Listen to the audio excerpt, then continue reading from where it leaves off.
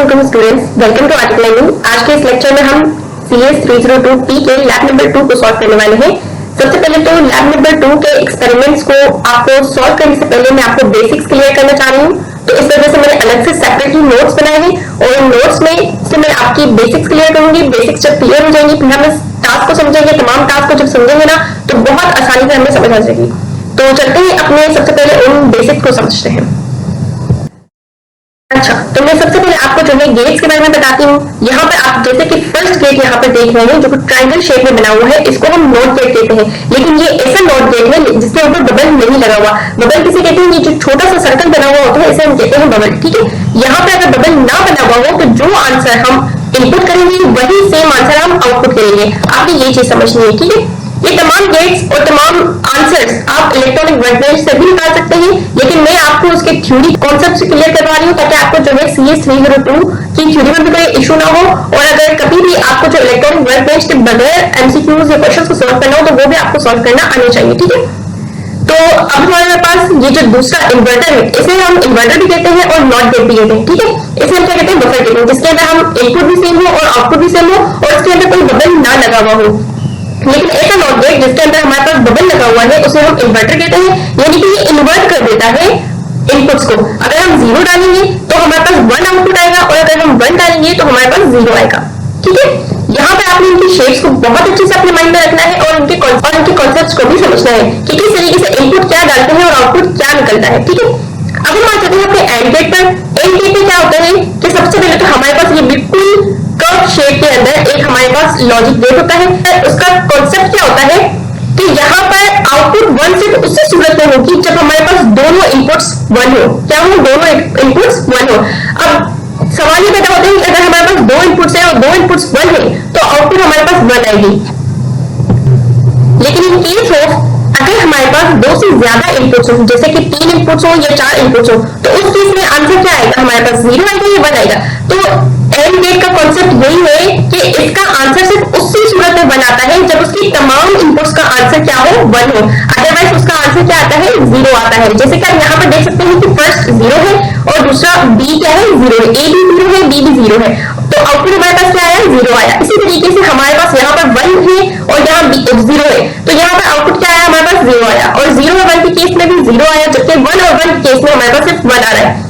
तो यहाँ पर इनपुट्स डिपेंड नहीं करती कि कितनी वो क्वांटिटी होगी, जितनी भी उनकी क्वांटिटी हो सिर्फ उसी सूरत में आउटपुट 1 आएगी जब हमारे पास तमाम इनपुट्स 1 होंगी। ऑलराइट, अब आपको यहाँ पर उसका कॉन्सेप्ट भी समझ लिया और उसकी शेप भी अच्छी तरीके से याद कर लेनी है। ठीक है, अब हमारे पास आ जाता है नैंड गेट। नैंड गेट जो है एंड गेट की तरह दिखता है, लेकिन इसमें सिर्फ और सिर्फ डिफरेंस क्या होता है कि यहाँ पर इसके लास्ट में इसके आउटपुट में क्या आता है? बबल आता है। यहाँ पर छोटा सा सर्कल आपको नजर आ रहा होगा, ये क्या होता है? बबल होता है।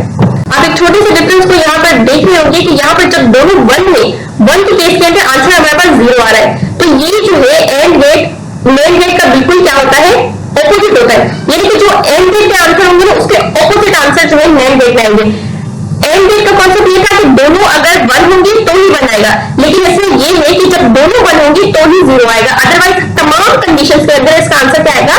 1 आएगा।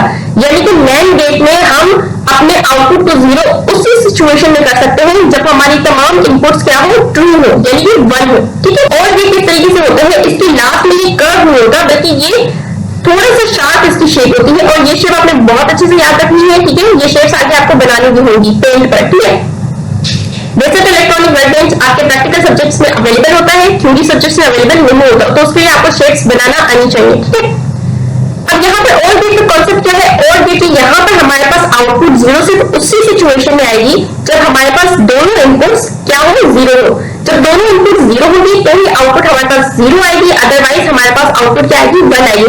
यानी कि कोई एक भी इनपुट अगर हमारे पास 1 होगी ना तो हमारे पास आउटपुट 1 आएगी। जैसे कि यहाँ पर A और B दोनों 0 है तो हमारे पास 0 आउटपुट आई, लेकिन यहाँ पर A 1 है और फिर 0 है B, तो आउटपुट 1 आएगी। इसी तरीके से 0 1 के केस में 1 आया और 1 1 के केस में भी 1 आया।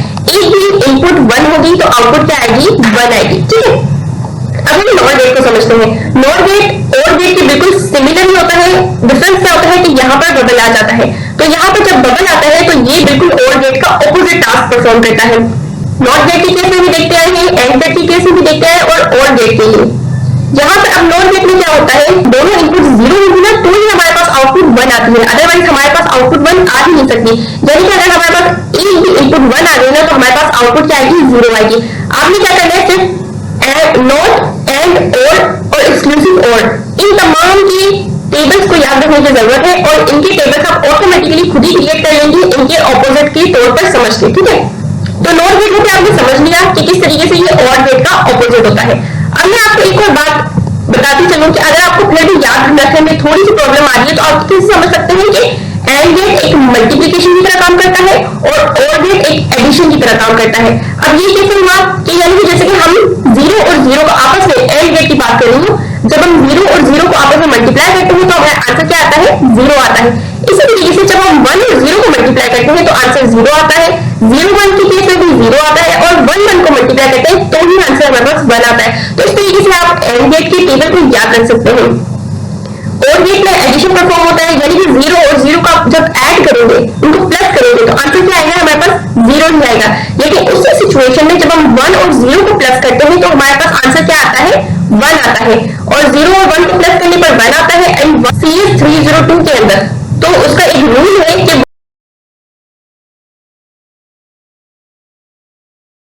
ये रूल्स तमाम आप अपने आगे की लैब एक्सपेरिमेंट में पढ़ेंगे। आपकी टोटल 12 रूल्स हैं जो आपको याद करने पड़ेंगे, ठीक है। अच्छा, अब हम आ जाते हैं अपने लास्ट गेट पर जो कि क्या है, एक्सक्लूसिव ऑर गेट। इसे हम कहते हैं एक्सऑर गेट या एक्सक्लूसिव ऑर गेट। ये किस तरीके से वर्क करता है कि इनपुट A और इनपुट B दोनों 0 है तो आउटपुट क्या आएगी, 0 आएगी। और अगर इनपुट A और इनपुट B दोनों 1 है तो आउटपुट क्या आएगी, 0 आएगी। लेकिन उसी सिचुएशन में अगर A इनपुट डिफरेंट हो B इनपुट से तो हमारे पास आउटपुट क्या आती है, 1 आती है। यानी कि सिमिलर इनपुट्स पर हमारे पास 0 आउटपुट आती है और डिफरेंट इनपुट पर हमारे पास 1 आंसर आता है। तो इसकी शेप जो है और गेट के सिमिलर होती है, लेकिन और गेट से पहले यहाँ पर एक अलग से लाइन ड्रॉ कर दी जाती है लास्ट में एक्सक्लूसिव नॉर गेट। अब एक्सक्लूसिव नॉर गेट जो है सिमिलर एक्सक्लूसिव और गेट की तरह दिखता है, बस एक डिफरेंस क्या होता है कि इसके अंदर हमारे पास एक बबल आ जाता है उसकी आउटपुट में, ठीक है। तो ये वर्ड भी बिल्कुल उसके ऑपोजिट ही करेगा, ठीक है। कि जब दोनों इनपुट्स सिमिलर होंगी तो आंसर क्या आएगा, 1 आएगा। यानी कि 0 और 0 के केस में 1 आया और 1 1 के केस में भी 1 आया। लेकिन जब दोनों इनपुट्स डिफरेंट होगी तो आंसर क्या आएगा, हमारे पास 0 आएगा। आई होप कि ये तमाम के तमाम गेट्स आपके माइंड में अच्छे से क्लियर हो जाएंगे। वीडियो को पॉज कर दें थोड़ी देर के लिए और ये तमाम के तमाम गेट्स को भी अच्छे से अपने माइंड में याद रखें और उनकी टेबल्स को भी समझ लें। कुछ एमसीक्यूज मैंने आपके लिए प्रिपेयर किए हैं, इनको मेक श्योर कि आप अच्छे से पढ़ लें। ये मैंने अपनी वर्डिंग में लिखी है, आई होप कि आपको समझ आ जाएंगे। इनको चले पढ़ते हैं। जैसे कि हमारे पास एंड गेट है स्टार्टिंग में, जिसकी शेप कुछ इस तरीके की है, तो इसका फंक्शन क्या होता है, if all inputs are 1 then the output will be 1। तमाम इनपुट्स अगर 1 होंगी तो उसकी आउटपुट क्या होगी, 1 होगी, अदरवाइज उसकी आउटपुट 1 नहीं होगी। इसी तरीके से और गेट के लिए एक एमसीक्यू आता है कि if all inputs are 0 then the output will be 0। यानी कि जब तमाम इनपुट्स 0 होंगी तो ही उसकी आउटपुट क्या आएगी, 0 आएगी।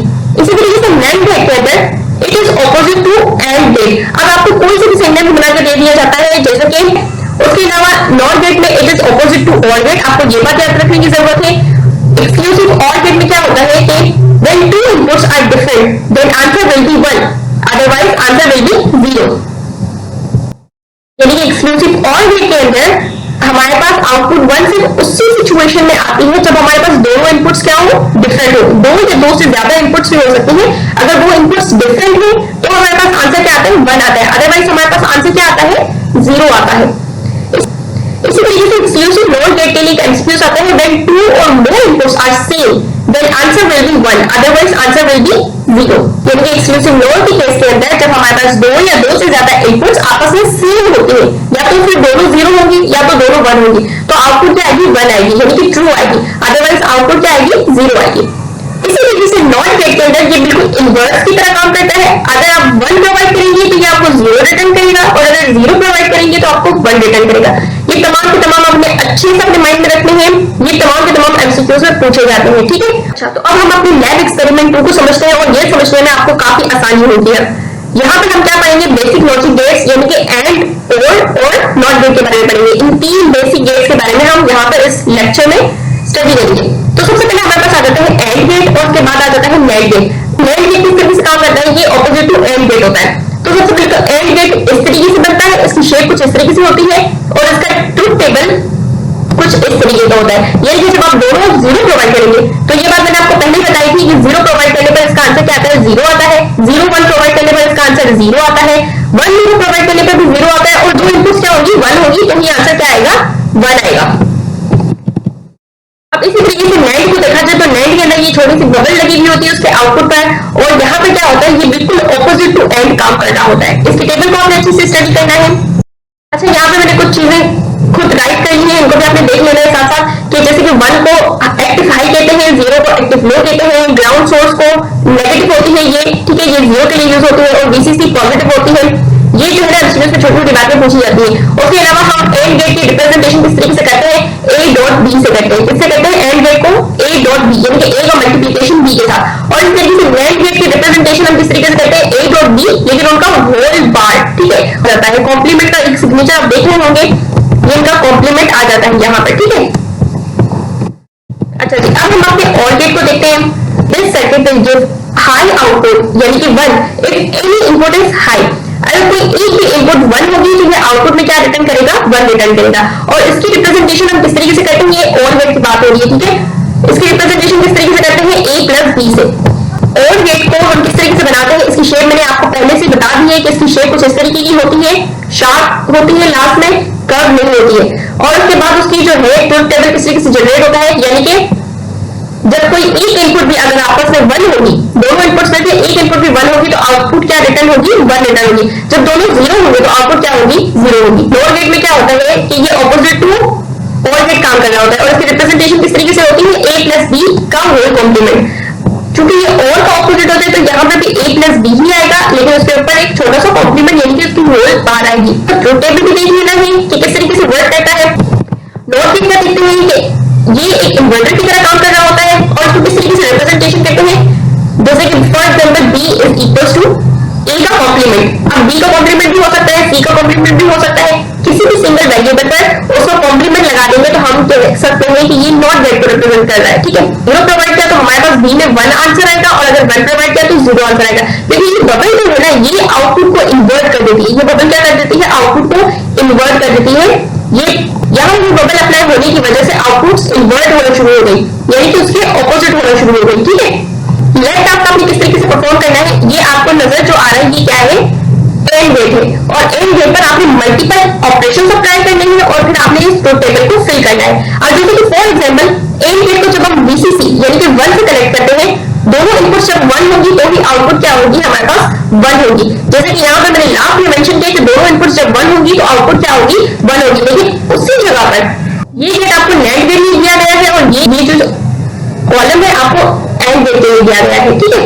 यहाँ पर अगर आप जो है फॉर एग्जाम्पल एंड गेट के लिए एक जीरो प्रोवाइड करते हैं और एक वन प्रोवाइड करते हैं, तो आउटपुट क्या आएगी, हमारे पास जीरो आएगी, क्योंकि एक भी जीरो होता है तो एंड गेट के अंदर हमारे पास आउटपुट क्या आती है, फिर जीरो ही आती है। एंड गेट की बात करें तो नैंड गेट के अंदर अगर आप एक जीरो प्रोवाइड करेंगे और एक वन प्रोवाइड करेंगे, तो आउटपुट आपके पास क्या आएगी, वन आएगी। और ये आपने जो है नीचे फिर से इसका नैंड गेट का भी आपको डायग्राम गिवन होगी, ये इस तरीके से। अब आप इसको इलेक्ट्रॉनिक वर्क बेंच पर किस तरीके से इंप्लीमेंट कर सकते हैं वो मैं आपको सिखाती हूँ।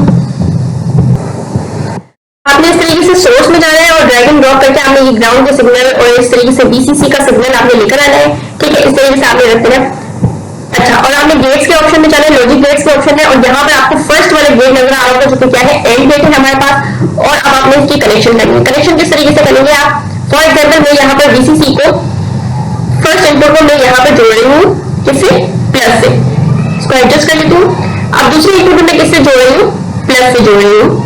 और उसके बाद अब इसके आउटपुट को देखने के लिए हमें क्या करना पड़ेगा, एक रेड प्लॉग से कनेक्ट करना पड़ेगा। यहाँ पर ये लाइट है, इंडिकेटर है, उसको हम लेंगे और इसको जो है हम रोटेट कर देंगे अपने रोटेट ऑप्शन से। उसके बाद मैं जो है इसकी आउटपुट को इसके साथ कनेक्ट कर दूंगी और यहाँ पर स्विच को ऑन ऑफ करूंगी लास्ट में, तो ये क्या हो गया, ऑन हो गया। स्विच को इसलिए ऑन होने की वजह क्या है कि यहाँ पर मैंने इनपुट्स पर दोनों पॉजिटिव अप्लाई किए हैं, लेकिन एक भी इनपुट अगर मैं नेगेटिव अप्लाई कर दूंगी तो इसकी ये जो रेड प्रॉब है ये आपको ऑन नजर नहीं आएगी। अब इसको हम एक नेगेटिव का अप्लाई करके देखते हैं। यहाँ पर हमें इसको सिलेक्ट करना है, डिलीट करना है, और यहाँ पर आपने जो है इसको नेगेटिव के साथ कनेक्ट कर दूं, ठीक है। और अब मैं इसको जो है ऑन करके दिखाऊंगी।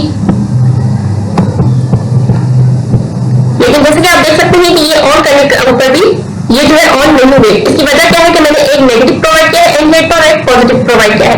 इसी तरीके से आप अपनी जो है मल्टीपल टास्क को परफॉर्म कर सकते हैं। ग्राउंड का सिग्नल 0 प्रोवाइड करता है, वीसीसी का सिग्नल 1 प्रोवाइड करता है। आप इसको मेन गेट पर एक वीसीसी के साथ और एक ग्राउंड के साथ कनेक्ट करेंगे और यहाँ पर आप चेक करेंगे तो इसकी लाइट आपको ऑन नजर आएगी। इट मींस कि ये जो नैंड गेट है ये ऑपोजिट टू एंड गेट पर करता है। इसी तरीके से मल्टीपल अपने ऑपरेशंस को परफॉर्म करने के बाद इनके भी आउटपुट्स को आपने यहाँ लिख लेने हैं। यहाँ पर आपकी क्लैरिटी के लिए मैंने पहले से निकाल के लिख ली है। टास्क नंबर 2 है हमारे पास एंड नॉट कॉम्बिनेशन, यानी कि एंड गेट और नॉट गेट को जब हम आपस में कंबाइन कर देते हैं और उसके ऊपर हम मल्टीपल टास्क को परफॉर्म करते हैं तो वो किसकी तरह वर्क करता है, तो वो नैंड गेट की तरह वर्क करता है। अब ये किस तरीके से वर्क करेगा ये भी मैं आपको दिखाती हूँ। फॉर एग्जाम्पल आपने यहाँ पर एक एंड गेट लगाया और उसके सामने आपने जो है नॉट गेट लगा दिया। इसके आउटपुट को आपने जो है इसके साथ कनेक्ट कर दिया। अब आपने जो है यहाँ पे 1 प्रोवाइड करेंगे और यहाँ पे भी 1 प्रोवाइड करेंगे। जैसे कि यहाँ पे ये क्या आया 1 आंसर आया, क्योंकि एंड गेट है ना 1 और 1 आपस में मल्टीप्लाई होते हैं तो क्या आंसर आता है हमारे पास 1 आता है। तो एंड गेट का आंसर क्या आएगा 1 आएगा। लेकिन उसी सिचुएशन में यहाँ पर हमने जो है नॉट गेट लगा दिया है तो नॉट गेट की वजह से ये 1 क्या हो जाएगा इन्वर्ट हो जाएगा। नॉट गेट की प्रॉपर्टी हमने पढ़ी थी ना कि अगर हम 1 प्रोवाइड करेंगे तो वो 0 कर देगा और अगर 0 प्रोवाइड करेंगे तो वो 1 कर देगा। तो यहाँ हम 1 प्रोवाइड कर रहे हैं आउटपुट पर, जो कि ये आउटपुट इसकी इनपुट बन रहा है। तो यहाँ पर 1 प्रोवाइड करने पर ये इसका इन्वर्स हो गया, यानी कि ये 0 हो गया। और जब हम इसको रेड प्रॉप से कनेक्ट करेंगे ना तो रेड प्रॉप हमारी ऑन नहीं होगी बिकॉज ऑफ 0। ठीक है, अगर ये 1 आंसर आएगा तो ये ऑन हो जाएगी। इस तरीके से आपने मल्टीपल टास्क परफॉर्म करने और अपने इस ट्रुथ टेबल को सही करना है। ठीक है, सेम टास्क को आप इलेक्ट्रॉनिक वर्क बेंच पर भी कर सकते हैं। वो किस तरीके से कि आपने यहाँ पर सिर्फ ड्रैग एंड ड्रॉप करके एक नॉट गेट लेना है, एंड और नॉट आपने ले लिया। अब आपने जो है ना इसकी आउटपुट को इसके इनपुट के साथ कनेक्ट कर देना है। इसी तरीके से एक वीसीसी का सिग्नल आपने ले लेना है, एक ग्राउंड का सिग्नल आपने ले लेना है और यहाँ आप मल्टीपल टास्क परफॉर्म कर सकते हैं। इसलिए आप जो है मल्टीपल वीसीसी या फिर जो है ग्राउंड ले सकते हैं। ठीक है, अब आपने क्या किया कि यहाँ पर जो है इसको एक 1 के साथ कनेक्ट कर दिया, इसको जो है आपने 0 के साथ कनेक्ट कर दिया। और इसके आउटपुट को कैसे चेक करेंगे हम, इसके लिए हम एक रेड प्रॉप लेंगे और यहाँ पर इसके रेड प्रॉप को इसके साथ कनेक्ट करेंगे। और अब चूंकि मैं इसको ऑन कर रही हूँ तो ये देखिए ऑटोमेटिकली ऑन हो गया। यानी कि यहाँ पर आंसर क्या आ रहा था मेरे पास, यहाँ मैंने 1 प्रोवाइड किया था, यहाँ मैंने 0 प्रोवाइड किया था। 0 और 1 आपस में मल्टीप्लाई होकर क्या आया मेरे पास 0 आया। तो ये 0 ये नॉट गेट के अंदर जब गया ना तो नॉट गेट के अंदर जाने के बाद ये क्या हो गया 1 हो गया। देखिए मैंने दोनों जगह पर 1 प्रोवाइड किए, 1 और 1 एंड गेट को प्रोवाइड किया। ठीक है, 1 और 1 आपस में मल्टीप्लाई होते हैं तो क्या आंसर आता है हमारे पास 1 आता है। और जब यही 1 जो हमारे पास आंसर आया है ये जब नॉट गेट के अंदर जाएगा तो ये इन्वर्ट हो जाएगा, ये 0 हो जाएगा। और अब ये देखिए ऑन करने पर इसका रेड प्रॉप ऑन नहीं हो रही है। इट मींस कि हमारे पास एट द एंड आंसर क्या आ रहा है 0 आ रहा है। ठीक है, ये ए और बी आपको नजर आ रही है, ये आपकी इनपुट है और ये लास्ट में आपकी आउटपुट है। ये आपकी 0 ग्राउंड को रिप्रेजेंट कर रहा है। ठीक है, और ये आपका जो 1 वीसीसी को रिप्रेजेंट कर रहा है। ठीक है, हमारे पास और गेट और नॉट गेट चाहिए। और गेट आपको जैसे कि पहले मैंने क्लियर कर दिया था कि इसको जब हम एक इनपुट हमारी 0 होगी और दूसरी इनपुट भी हमारी 0 होगी तो वो आंसर क्या रिटर्न करेगा 0 रिटर्न करेगा। बाकी तमाम केसेस के अंदर अगर हमारे पास एक इनपुट भी अगर 1 होगी ना यानी कि वीसीसी होगी एक्टिव हाई होगी तो वो आंसर क्या रिटर्न करेगा हमें 1 ही रिटर्न करेगा। ये मल्टीपल टास्क आपने परफॉर्म करनी है। और इसी तरीके से नॉट गेट के अंदर पॉजिटिव और वर्क करता है। तो यहाँ पे मैं एक 0 प्रोवाइड करूंगी, दूसरी भी 0 प्रोवाइड करूंगी तो आंसर क्या आएगा 0 + 0 इज इक्वल टू 0। लेकिन क्योंकि यहाँ पर डबल लगा हुआ है तो डबल लगाने होने की वजह से ये जो हमारा आंसर है ना 0 + 0 इज इक्वल टू 0 ये इन्वर्ट हो जाएगा। ये क्या हो जाएगा इन्वर्ट हो जाएगा, यानी कि ये 1 हो जाएगा। ठीक है, अगली टास्क में इलेक्ट्रॉनिक वर्क बेंच पर भी आपको दिखा देती हूँ। फॉर एग्जाम्पल नॉट गेट के अंदर अगर हम एक प्लस प्रोवाइड करें और एक माइनस प्रोवाइड करें, क्योंकि ये नॉट गेट है और गेट के ऑपोजिट वर्क करता है। और गेट में क्या होता था कि एक पे अगर इनपुट 1 होगी तो आउटपुट क्या आएगी हमारे पास 1 आएगी। और ये यहाँ पर एक भी इनपुट अगर 1 होगी तो आउटपुट क्या आएगी 0 आएगी, क्योंकि ये और के ऑपोजिट हुआ ना।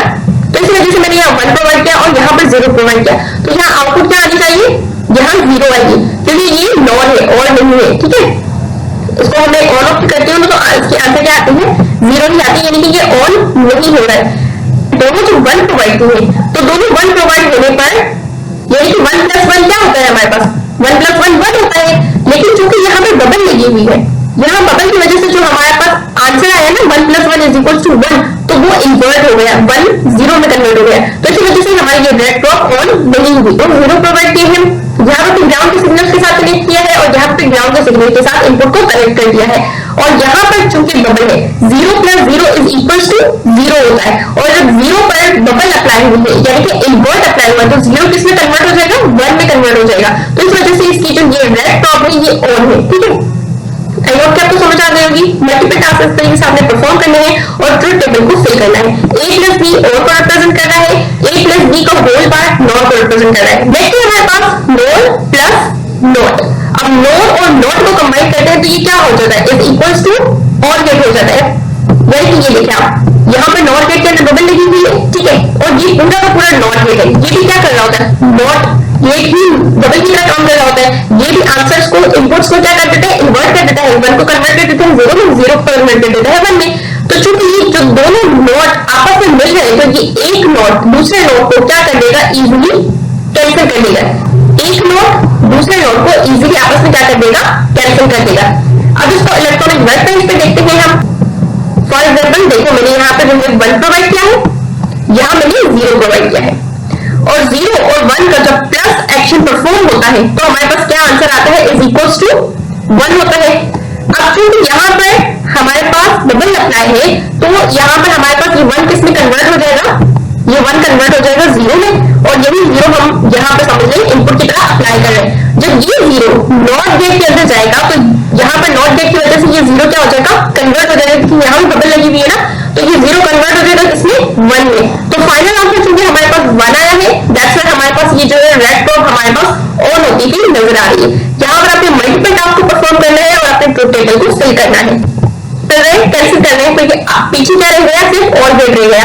तो जब और गेट रह गया तो आप सिंपली यहाँ पर और गेट का एक्शन परफॉर्म कर सकते हैं। 0 + 0 is equals to 0, 0 + 1 is equals to 1, 1 + 0 is equals to 1 and 1 + 1 is equals to 1। Number 5 के अंदर यहाँ पे आपको क्या करना है कि finding the truth table of gate using the logical converter. Logical converter हमारे पास ये जो आपको रेड कलर का नजर आ रहा है आपके पास लॉजिकल कन्वर्टर है, और ये लॉजिकल कन्वर्टर क्या क्या एक्शन परफॉर्म कर सकता है, अगर हमारे पास कोई भी गेट बनी हुई हो, कोई भी सर्किट बनी हुई हो तो उस सर्किट को ये कन्वर्ट कर सकता है ट्रुथ टेबल के अंदर। अगर हमारे पास ट्रुथ टेबल बना हुआ है तो उसको वो एक्सप्रेशन में कन्वर्ट कर सकता है, अगर हमारे पास ट्रुथ टेबल बना हुआ है तो उसको सिंपल एक्सप्रेशन में भी कन्वर्ट कर सकता है, और इसी तरीके से अगर हमारे पास कोई एक्सप्रेशन हो तो उसको ट्रुथ टेबल में कन्वर्ट कर सकता है। इसी तरीके से हमारे पास फिर से कोई एक्सप्रेशन हो तो उसको उसके सर्किट में भी कन्वर्ट कर सकता है, और अगर हमारे पास एक्सप्रेशन हो तो उसको वो उसके नैंड गेट के सर्किट में भी कन्वर्ट कर सकता है। तो यानी कि जो टास्क हमें खुद करने पड़ते हैं CS 302 की थ्योरी सब्जेक्ट में, वही लॉजिकल कन्वर्टर के जरिए से हम ये तमाम टास्क जो है उसके जरिए से परफॉर्म कर सकते हैं इजीली। ठीक है, तमाम टास्क मैं आपको क्रिएट करके दिखाऊंगी, आगे के लैब्स में आपके आएंगे। यहाँ पर हमारे पास जो है एक एंड गेट दिया गया है। अब इस एंड गेट के अंदर क्या करना है, हमने उसको उसके इनपुट्स को लॉजिकल कन्वर्टर से कनेक्ट करना है और उसके आउटपुट को भी लॉजिकल कन्वर्टर से कनेक्ट करना है। जब हम ये काम कर लेंगे तो हमारे पास उसकी जो टेबल की आउटपुट ऑटोमेटिकली रिटर्न हो जाएगी। अब एक कनेक्ट करके देखते हैं, एंड गेट ले लिया है, एंड गेट लेने के बाद मुझे क्या करना है, यहाँ पर लॉजिकल कन्वर्टर को लेना है। यहाँ पर ये लास्ट में इसके अंदर जाएंगे और ये लास्ट में आपको जो है लॉजिकल कन्वर्टर का ऑप्शन नजर आएगा, यहाँ से आपने लॉजिकल कन्वर्टर को ड्रैग एंड ड्रॉप कर लेना है।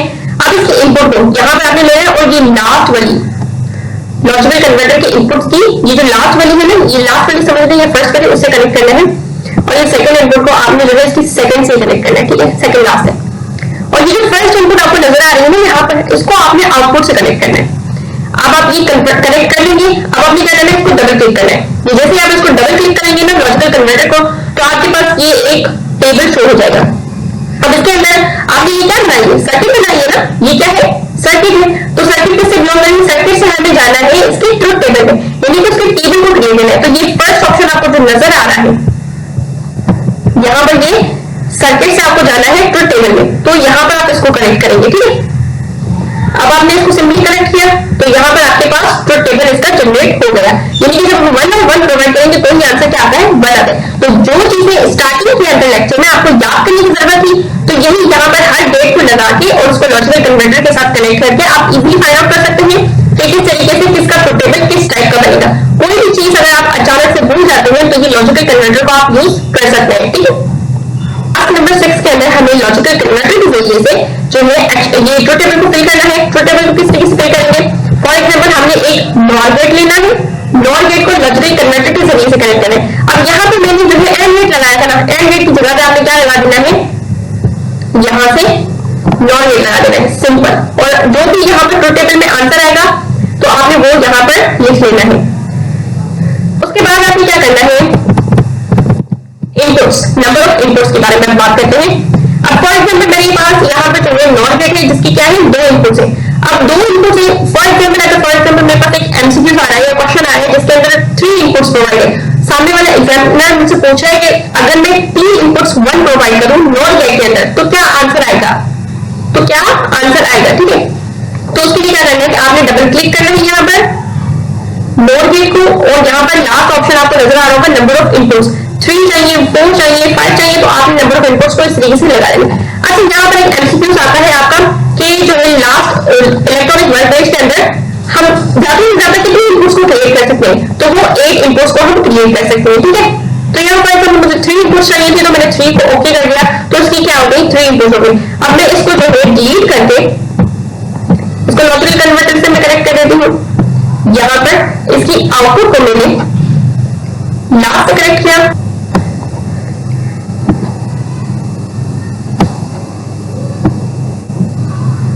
ठीक है। और इस तरीके से आपने जो है इसको डबल क्लिक करना है। डबल क्लिक करने के बाद अगेन आपने जो है पुराने वाले आंसर को नहीं छोड़ना, बल्कि अगेन इसको क्लिक करना है कि मुझे गेट से ट्रुथ टेबल में जाना है। तो उसको मैंने क्लिक किया ना, तो उसके आंसर देने चेंज हो गए। तो यानी कि ये 1 सिर्फ उसी सूरत में रिटर्न करेगा नॉर जब उसकी तमाम की तमाम इनपुट्स क्या हो, 0 हो। आई होप आपको ये भी समझ आ गया होगा। और ये सेम टास्क है एंड गेट के साथ, आपने इसके ट्रुथ टेबल्स को फिल कर लेना है। मैंने ऑलरेडी कर ली है, लेकिन आपने खुद टास्क परफॉर्म करके इनके ट्रुथ टेबल्स को फिल करना है, ठीक है। टास्क नंबर 8 जो आई थिंक लास्ट टास्क है, ठीक है। इसको जिस तरीके से क्रिएट करें, अच्छा ऐसे जो बड़े बड़े कॉम्प्लेक्स टास्क होते हैं ये एग्जाम्स में अक्सर नहीं आते, लेकिन सिर्फ 1% अगर किसी स्टूडेंट के एग्जाम्स में आ जाए तो उसको मैं आपको सॉल्व करके दिखा दूं। ये पूरा का पूरा सर्किट आपको गिवन होता है, आपको सिर्फ पूछते हैं कि या तो इसकी फाइनल एक्सप्रेशन बता दो। वैसे ये एक्सप्रेशन आपके इस टास्क का हिस्सा नहीं है, या आपके इस लैब एक्सपेरिमेंट में आप नहीं पढ़ेंगे, आगे जाकर आप जो है एक्सप्रेशंस को क्रिएट करना सीखेंगे। तो आपको जो है ये पूरा का पूरा जो है सर्किट गिवन होता है, और सर्किट गिवन होने के बाद आपको उसका जो है ये ट्रुथ टेबल गिवन होता है, और आपको कहते हैं कि इस ट्रुथ टेबल को क्या करो, फिल करो। तो आप इसको फिल किस तरीके से करेंगे, सबसे पहले तो आपने जो है क्या करना है कि सेम टू सेम सर्किट आपने जो है इलेक्ट्रॉनिक वर्कबेंच पर डिजाइन कर लेना है। अब इलेक्ट्रॉनिक वर्कबेंच पे चलते हैं और अपने सर्किट को डिजाइन करते हैं। अच्छा, तो ये सर्किट मैंने आप लोगों के लिए डिजाइन कर लिया है। इस सर्किट को डिजाइन करने के बाद आपने क्या करना है, सिंपली है आपने बस यहाँ पर नॉट गेट्स को लेना है। 4 नॉट गेट्स आ जाएंगे, 2 नैंड गेट आएंगे, 2 और गेट आएंगे, और 3 आपके एंड गेट आ जाएंगे। और ये जो कनेक्टर है, ठीक है, ये कनेक्टर आपको कहाँ से मिलेगा, ये आपको जो है लास्ट में, ये बेसिक के लास्ट में से आपको कनेक्टर मिल जाएगा। ये बस लाइंस को कनेक्ट करता है, ठीक है। ये कनेक्टर आपको यहाँ से मिल जाएगा, बाकी लॉजिकल गेट जो है आपको यहाँ पर लास्ट ऑप्शन से मिल जाएगा। तो आपने ये इस तरीके से सर्किट ड्रॉ कर लेना है। सर्किट को ड्रॉ करने के बाद आपने क्या करना है, लॉजिकल कन्वर्टर पर डबल क्लिक करना है। यहाँ पर आप जैसे डबल क्लिक करेंगे तो यहाँ पर आपने वैसे तो ये डायरेक्टली इसका एक्सप्रेशन और ये सारी चीजें जनरेट करके दे देगा, लेकिन उसके लिए आपको क्लिक करना पड़ेगा। यहाँ पर फॉर एग्जाम्पल अगर मैं गेट से इसमें जाऊंगी ट्रुथ टेबल में, तो ये मुझे ट्रुथ टेबल जनरेट करके देगा। अब ये मैं आपको जनरेट करके दिखाती हूँ। मैंने इसको क्लिक किया तो यहाँ पर जैसे कि मैंने ऑलरेडी सर्किट बनाया हुआ था, तो यहाँ पर इसने मुझे ट्रुथ टेबल इसका जनरेट करके दे दिया। तो यही सेम टू सेम एंट्रीज आपने क्या करना है, यहाँ से देखकर आपने यहाँ पर पुट कर लेनी है। यानी आपके पास 0 आंसर सिर्फ उसी सिचुएशन में आएगा इस पूरे सर्किट का, जब आपके पास जो है बी और सी इनपुट क्या होगी, 0 होगी, और ए और बी इनपुट आपकी क्या होगी, 1 होगी, ठीक है। अच्छा, एक और बात, आपने जो है यहाँ पर जैसे कि सर्किट जनरेट कर लिया है ना, अब आप ट्रुथ टेबल में चले गए, तो यहाँ पर मैं आपको उसकी एक्सप्रेशन भी क्रिएट करना सिखा देती हूँ। ये आप जैसे कि यहाँ पर अपना दूसरा ऑप्शन देख सकते हैं कि यहाँ पर लिखा हुआ है कि ट्रुथ टेबल टू एक्सप्रेशन, ये A/B आपको जो नजर आ रहा है, यानी कि ये ट्रुथ टेबल से एक्सप्रेशन हो जाएगा। पहले हमने ये पूरा का पूरा सर्किट जनरेट किया, सर्किट जनरेट करने के बाद हमने ये फर्स्ट ऑप्शन को क्लिक किया, फर्स्ट ऑप्शन को क्लिक करने के बाद हमने ये ट्रुथ टेबल जनरेट कर लिया, ठीक है। ये ट्रुथ टेबल जनरेट हो गया। अब हमें यहाँ पर इसको क्लिक करना है। जब हम इसको क्लिक करेंगे ना, तो हमारे पास ये क्या जनरेट हो जाएगा, इसका एक्सप्रेशन जनरेट हो जाएगा। जिसके मैंने इसको क्लिक किया तो ये यहाँ पर इसने इसका एक्सप्रेशन जनरेट कर दिया। अब ये एक्सप्रेशन क्या है, कॉम्प्लेक्स एक्सप्रेशन है, यानी बहुत बड़ा एक्सप्रेशन है ना, हर किसी के लिए इसको अंडरस्टैंड करना इजी नहीं होगा। तो हमें क्या करना है कि इसको अब ये वाला एक्सप्रेशन जब जनरेट कर लिया, ये ट्रुथ टेबल भी हमारे पास ऑलरेडी जनरेट किया हुआ है, तो हमने ये ट्रुथ टेबल को सिंपल एक्सप्रेशन में जनरेट करना है। तो आप देख सकते हैं कि हमारे पास छोटा सा एक्सप्रेशन आ गया। तो कभी अगर आपको एक्सप्रेशन जनरेट करने के लिए बोले ना, जैसे पूरे का पूरा सर्किट गिवन है, ठीक है, ये आपको जो है लेफ्ट हाफ के अंदर सर्किट गिवन था और आपको कहा गया कि इसका जो है टेबल फिल करें। लेकिन इन केस कभी कभी आपको ऐसा भी कह लेते हैं कि यहाँ पे ये जो सर्किट गिवन है और इसकी एक्सप्रेशन जनरेट कर ले, तो आप उसकी एक्सप्रेशन फिर इस तरीके से जनरेट कर सकते हैं। आई होप कि आपको ये जो है लैब टास्क बहुत अच्छी तरीके से समझ आए होंगे, मैंने अपनी पूरी एफर्ट्स लगाई। और इसके अलावा अगर आप हमारा व्हाट्सएप ग्रुप ज्वाइन करना चाहते हैं जो कि ट्यूशन क्लासेस के लिए है, CS 302 के प्रैक्टिकल्स के लिए और CS 201 के प्रैक्टिकल्स के लिए, तो वो भी आप जो है डिस्क्रिप्शन से लिंक में तो जाके रीडायरेक्ट हो सकते हैं। और अब मिलते हैं हम अपने नेक्स्ट लेक्चर में, तब तक के लिए अल्लाह हाफिज।